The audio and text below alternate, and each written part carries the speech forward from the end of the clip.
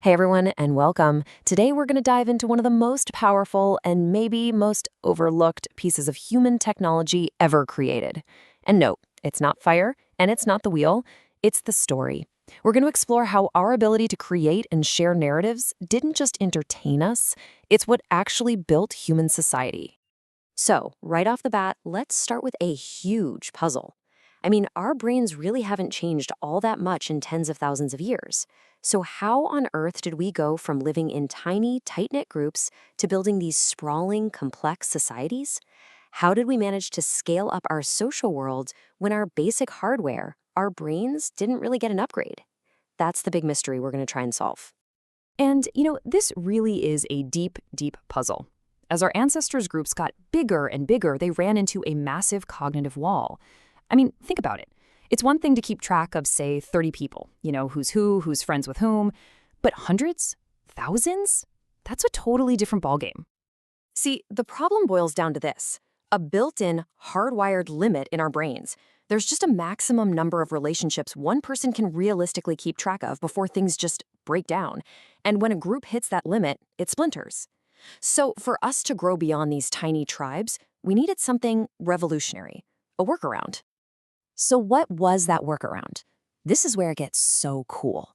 The answer, it turns out, wasn't biological. It wasn't bigger brains. It was cognitive, a new way of thinking.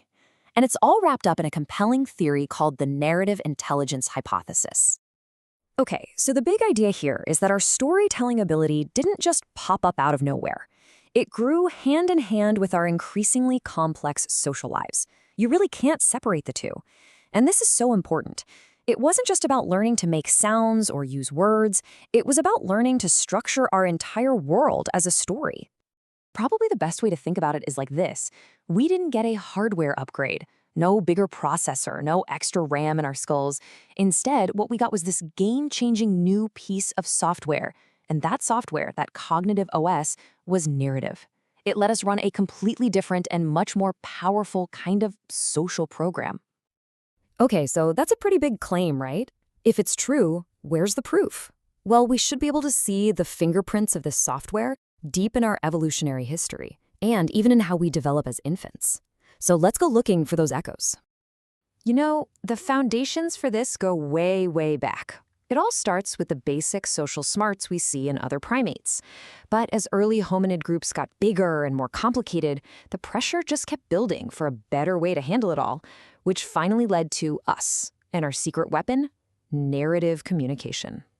So let's just put this side by side for a second. Look, our primate cousins, they're incredibly smart socially, no question. They manage their group dynamics with all these complex nonverbal cues. But what humans did, well, it was a quantum leap. We use these verbal stories to build this huge shared understanding of a social world that is just massively more complex. And get this, you can see the seeds of this in babies. I mean, long before they can even talk. Just picture this. A baby makes eye contact with you. That's Act 1, connection. Then they point to a toy across the room. Act 2, the subject. Then they look back at you, maybe with a little grunt. Act 3, the intent. Boom. That's a tiny 3-act story right there. It's baked into us from day one. All right, so we've established that stories are a core part of being human. But how does it actually solve that big social scaling problem? What's the mechanism?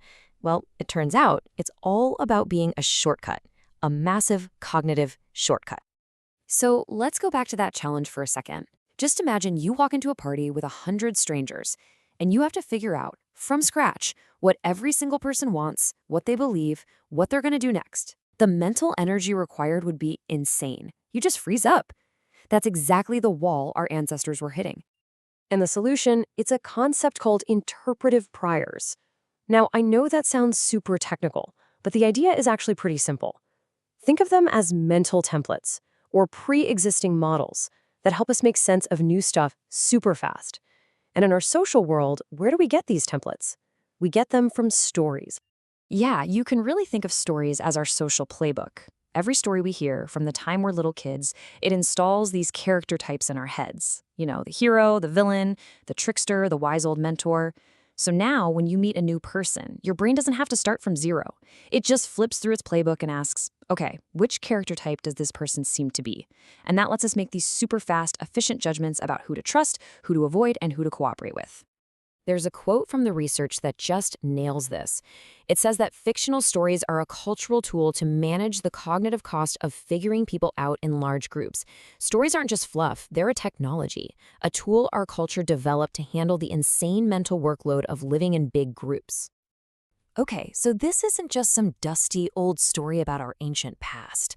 This whole idea has some huge implications for right now and for our future. So let's take a look at what that means. I mean, the ripples from this idea spread out everywhere. Take AI, for example. We're learning that if you want to build a machine that can actually hang out with humans, you can't just feed it data. You have to teach it stories. It has to get our social playbook. And it's the same idea that's changing how we look at everything from animal communication to how we understand cognitive conditions like autism. So, look, if you take away just one thing from all of this, let it be this. Storytelling is not just for fun. It's not a luxury. It is the fundamental software, the operating system that allowed our entire species to scale up. It literally is the OS for human society. And that, of course, leaves us with one last big question for you.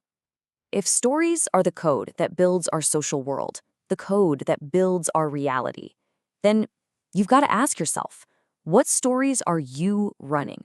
What's the code that's running inside your head right now?